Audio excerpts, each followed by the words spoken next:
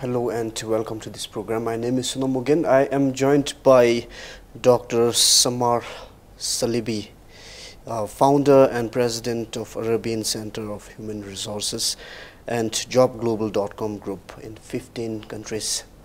Well, Doctor, thank you for joining us. It's my pleasure.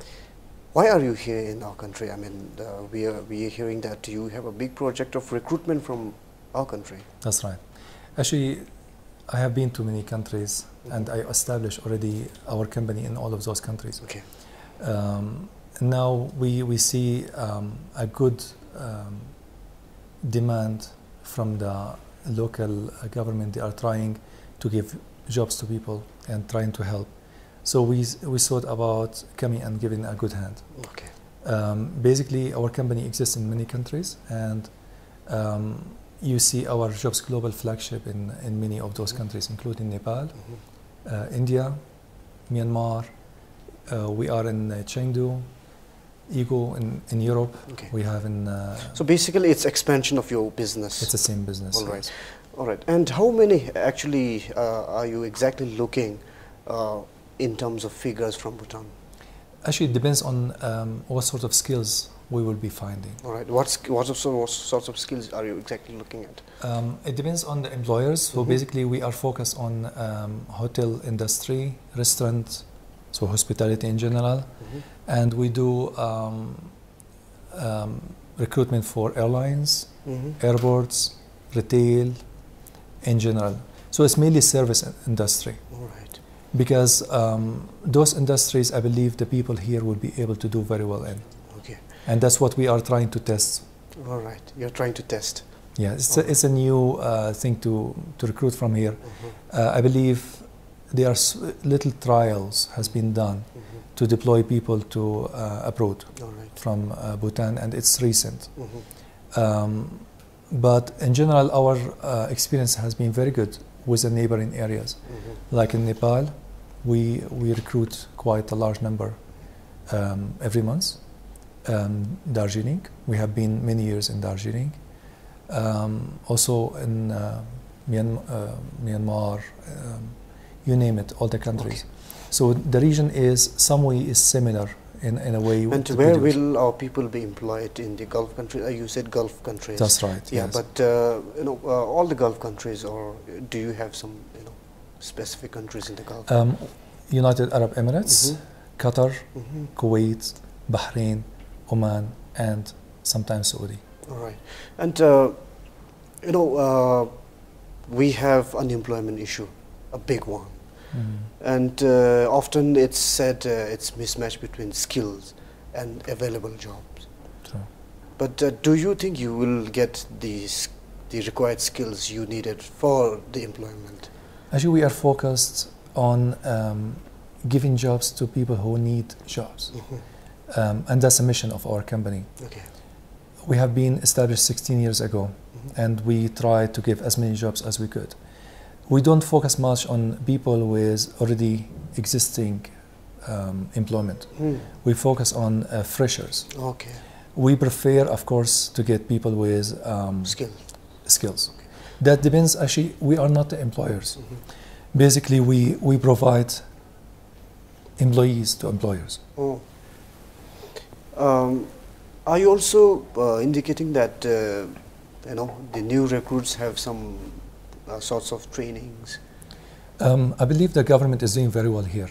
The Ministry of Labor, I have seen good efforts and intention to help people. There are good programs where the government is helping in recruiting by providing training. That's what I hear so far from the few days I spent in the country, which helps very well in getting the skills we need to start with. Okay. Definitely the market needs more development, as you mentioned. So we are ready to take freshers as long as they have basic training. And we try to give further training by the employers. The employers in the Gulf, in general, they recruit massively and they take a large number of people. And they need people with basic skills but willing to learn. Okay. And let's also talk about salaries, the most important thing in the program, I guess. Well, how much are people going to get if they're employed in one of the restaurants in Gulf countries? The salaries are good in general. It depends on each employer. It depends on the skills. Of course, not every candidate have the same skills of another candidate. So we need to really look at it on case-to-case basis. But salaries are not bad. It's quite good, especially in compare with the local market salaries. So people will be able to get good salaries, and the most important is a career growth. Okay. I know, like young people in general, they look at how much I will get money. But when you start, you need first to see where I will reach in my future. I need to think about what next. Okay. What we need to focus is to give the right job for a right candidate, so he can grow up in his future. So he will go to the Gulf, get some skills, and try afterwards to do something in his country. Okay. And that's a basic thing which our program can give to those guys. I notice here lots of candidates, they don't have really much of knowledge on what does it mean career. Yes. What does it mean I need to work for tomorrow, not for my earning of today. And that's, I have figured by meeting few candidates who are, I asked them, like, why you want to go abroad? I want money. But actually, money should not be the first, but should be important. But it should be like, I need to build my future, because money comes when I build my career line. So how can your company, your business give both salary and future? Basically, salaries are being given and it's good. Yes. Gulf countries, if you understand the structure in those countries, it really depends on foreign manpower. Yeah. The local population is not huge, but the development is massive. There are lots of projects opening every day where they will get the people to fill all of those private sector and government sector positions. So basically they go abroad, source the candidates from other countries. And that's how the industry has been developed in the region. We had cases of few Bhutanese who had to return back to the country, when after working in some parts of the Arab countries, for not getting what has been promised in terms of salary, and for being made to work in bad working conditions. So is it going to be same or something different? The difference in once we are in a market, that makes a big difference. We are a large company, and our clients are the top corporations in the region. We don't accept jobs from unknown companies or simple little companies. The big corporations, they have system built in place. They have HR department, they have a payroll system, they have disciplinary system, they have good internal role. That means the employees, when they join, they are going on a set of roles. They understand it before they travel because they will have an offer letter. And this offer letter said exactly what he will face there. Big companies depends on their employees. They have thousands of employees. If they are not fair to their employees, the business will crash. Small employers are more of personal relationship between the employer himself, the owner of the business, and the employee. And here, possibility of issues. So when we are in a place where we will be sourcing those employers, we will get the big companies, and that's where people will be in good comfort. Now, people who would like to apply need to really know that they are going for a job, not just going to go for a tour. Yeah. I don't believe that all the candidates who travel and had issues, the issue is really from the employer. There's a big possibility that those candidates are not prepared for the job, because this is real jobs. This is not just part-time job I can go and enjoy and come back. But you know, if you're asked to work for 12 hours and paid for just 8 hours, and if you're made to sleep in a accommodation, in a cramped one, where you don't even have basic facilities out there, I think this would be a problem. Yeah, it happens, and especially with construction industry. I don't advise to recruit for construction industry because the terms of work will be harsh, especially the heat, working in high floors, in towers, fixing, you know, high towers. It's not an easy job, and it will be difficult for the people coming from cold country to be in construction industry.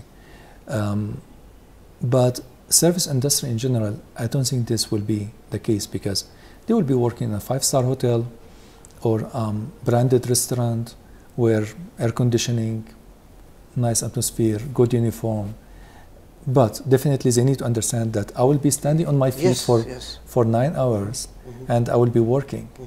Okay, so I'm not going for a tour just to go and check the country, see, enjoy, wow, it's beautiful. No, it's not that way.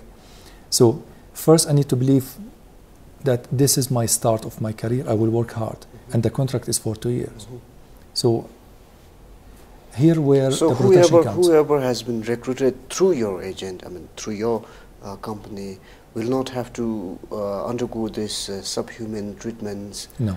We select our clients very well. All right. Because what we do, we spend our time giving jobs rather than solving problems. All right. Because the way we operate in large scale. And we prefer the employers who are in the same level of demand. And the other concern here, especially for the Bhutanese, is, you know, the security issues in the countries.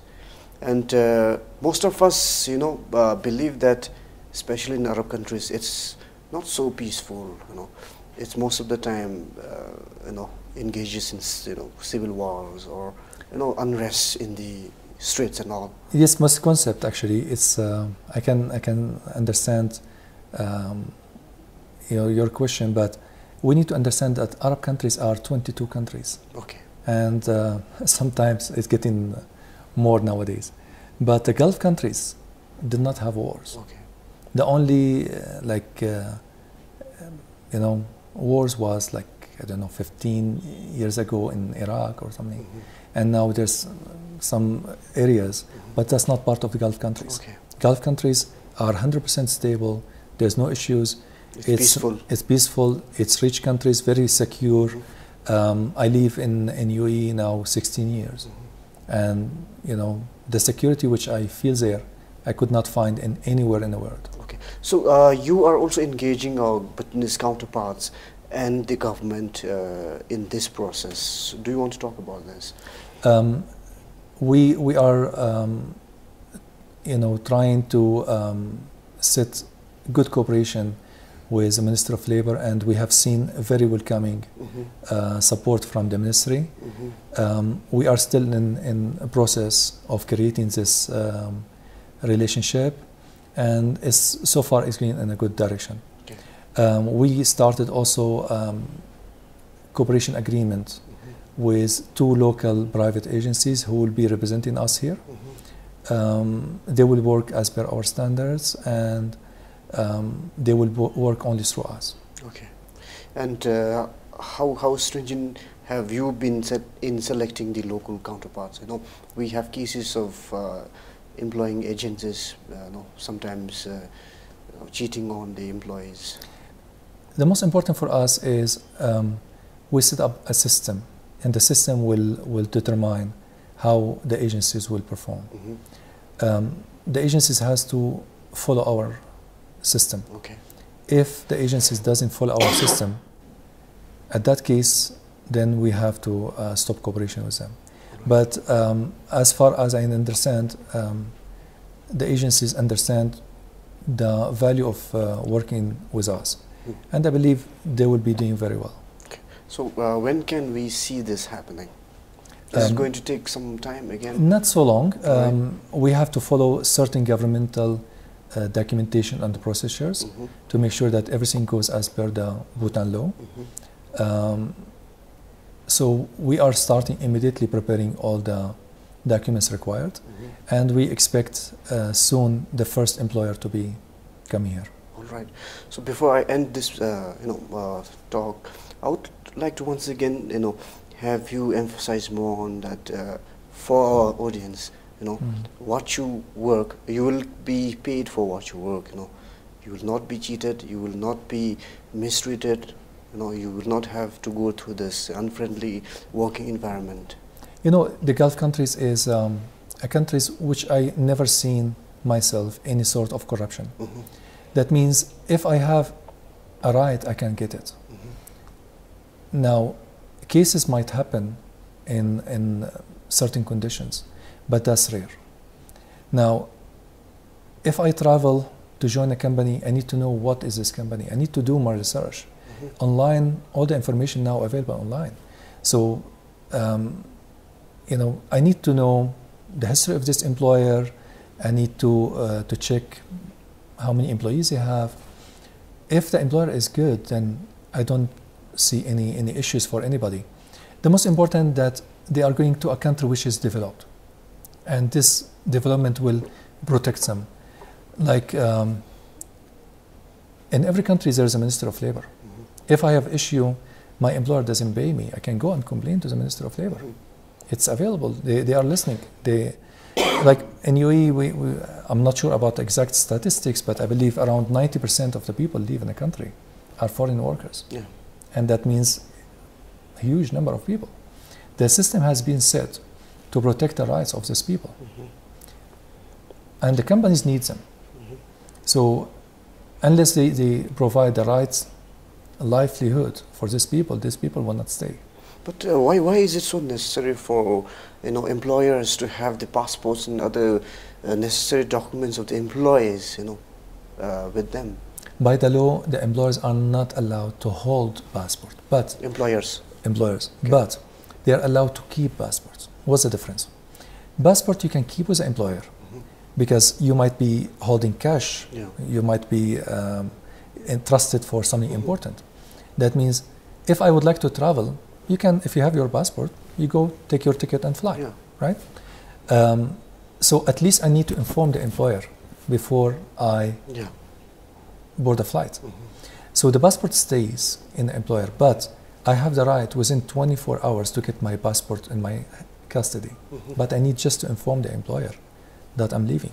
And he needs to cancel his visa properly. So if I'm leaving, I don't want to stay anymore in the job. I need first to resign, cancel my visa, and leave. Because the employer is responsible for your welfare. And if you leave and disappear, the employer is responsible. Where are you? They don't know where are you. You just left.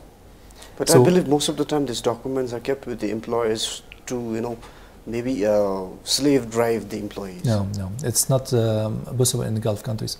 The system is very good in protection of this.